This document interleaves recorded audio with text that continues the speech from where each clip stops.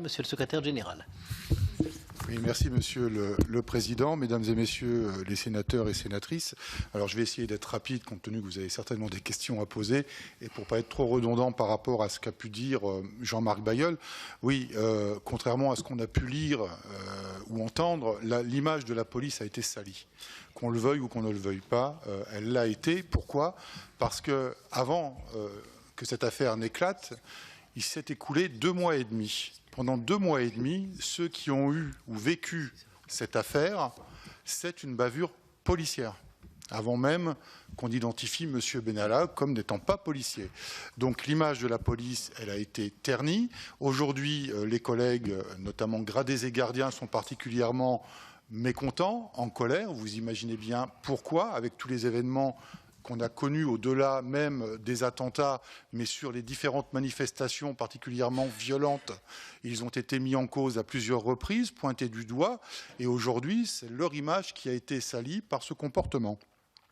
Ce que je souhaitais dire également, c'est que par rapport, je ne vais pas être redondant moi aussi par rapport à l'intervention précédente, mais par rapport au CRS, il faut savoir effectivement que les CRS ont une mission, celle du maintien de l'ordre, et qu'ils sont constitués en unités très déterminés, qu'ils ne peuvent pas faire autre chose que du maintien de l'ordre. Ils ne sont pas là pour faire des missions de sécurité publique sur des manifestations et qu'effectivement, quand ils interpellent quelqu'un, ils le passent derrière à d'autres services de police qui prennent en charge et qui gèrent.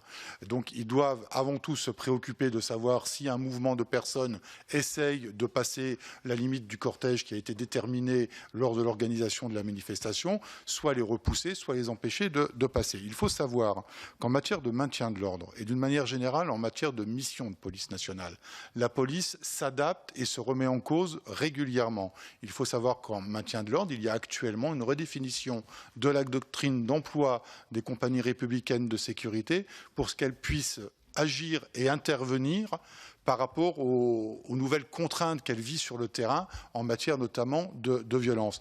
Et ça, c'est important de le préciser également. Ensuite, sur les conditions de travail, le comportement de M. Benalla, bien évidemment, quand on le voit porter des signes distinctifs de la police nationale, il n'y a pas de confusion possible. Il est policier dans l'esprit de la population. Et effectivement, se pose le questionnement de comment différencier ou pas les observateurs.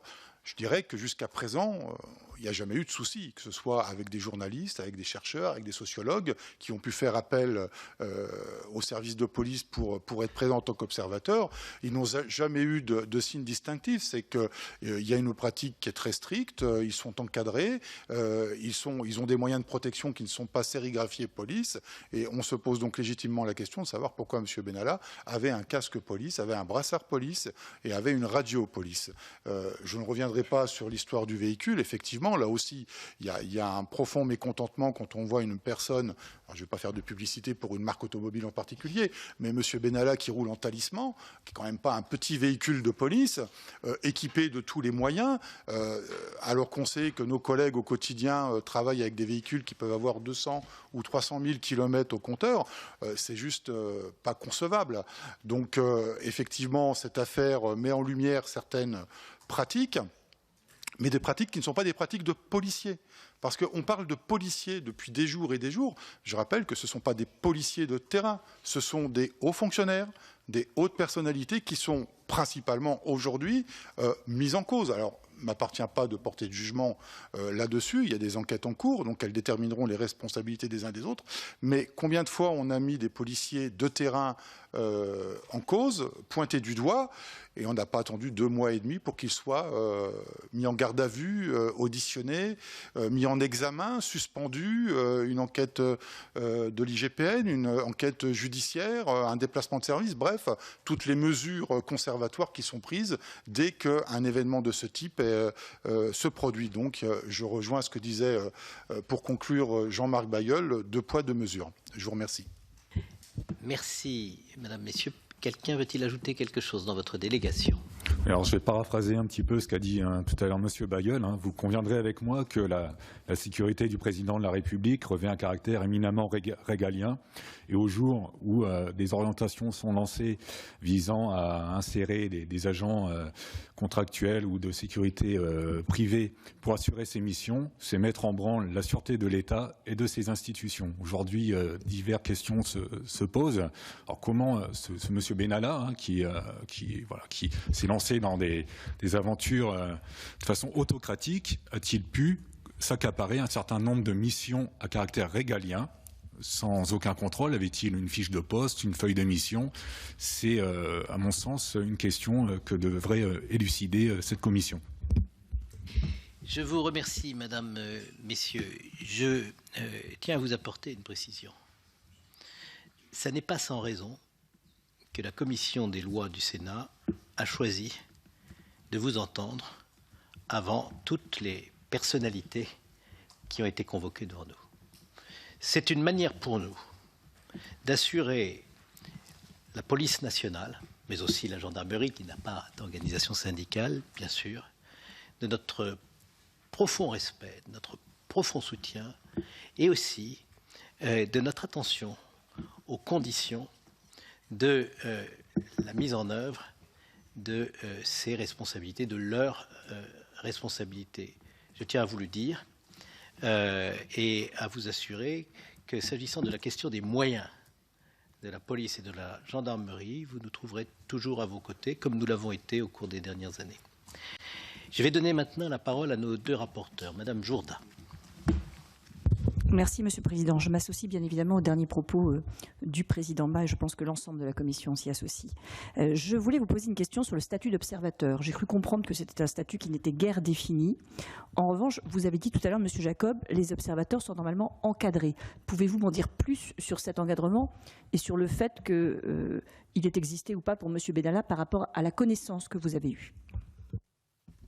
Alors, je vais vous répondre de manière générale, puisque dans le cas du traitement de M. Benalla, je ne sais pas ce qui a été fait à ce jour, mais dans le traitement des observateurs en général, c'est une demande qui est faite, notamment, et c'est la plus pratique, la plus courante, c'est les demandes de journalistes, dans le cadre de leur mission de reporter, sollicitent une demande d'autorisation auprès, en général, du cabinet du préfet de police, s'agissant de la préfecture de police, demandant l'autorisation de pouvoir accompagner tel ou tel service de police dans le cadre d'un reportage qui portera sur tel sujet.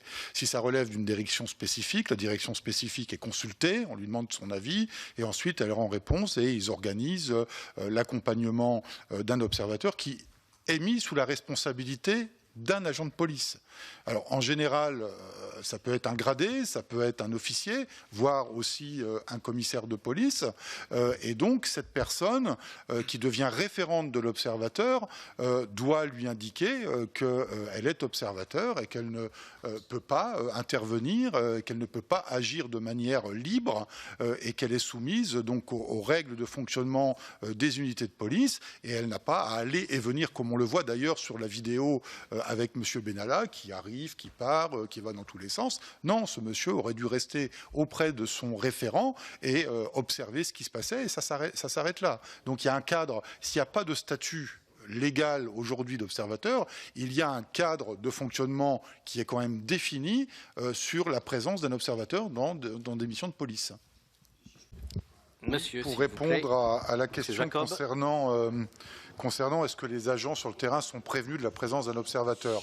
Non, tout simplement parce qu'un observateur, il est sous la responsabilité d'un référent, qu'il n'a pas de rôle actif sur des missions de police, qu'il doit être en retrait et que par conséquent, nos collègues n'ont pas forcément à être informés qu'il y a un observateur à proximité puisqu'il n'a pas lieu qu'il soit en contact direct et en intervention directe avec les collègues sur le terrain.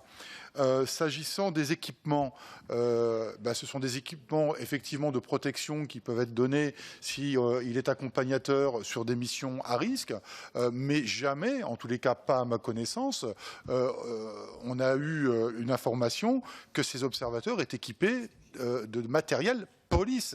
Alors, par exemple, si on donne un gilet pare-balles, le gilet pare-balles, le mot police, c'est un scratch qu'il y a dessus. Donc, il suffit de l'enlever pour le rendre civil. Donc, il n'y a pas de difficulté. Là, il avait un casque siglé police. Bon, là aussi, il faut s'interroger sur qui a pu donner ce matériel de police. Concernant les vidéos amateurs et potentiellement la vidéo de la CRS, alors il faut savoir qu'effectivement les CRS sont équipés de moyens mobiles vidéo, mais qu'ils n'en ont pas en nombre suffisant pour couvrir tous les points d'implantation qu'ils ont dans le cadre de leur mission, et que peut-être que sur ce lieu-là, il n'y avait pas en tous les cas, on n'en a pas connaissance à ce jour, mais sur la place, je ne sais plus comment elle s'appelle là, peut-être que la contre-escarpe, peut-être que l'unité en question n'avait pas de moyens mobiles vidéo. Ceci étant, il y avait la vidéo de la ville de Paris qui a suffisamment couvert les faits, et c'est d'ailleurs cette vidéo qui a été extraite, je crois, et donnée, semble-t-il, à monsieur Benalla, qui est là pour de toute façon témoigner de ce qui s'est passé. Voilà, j'ai essayé de faire vite, je pense que j'ai répondu à peu près à toutes les questions. Merci beaucoup, monsieur Jacob.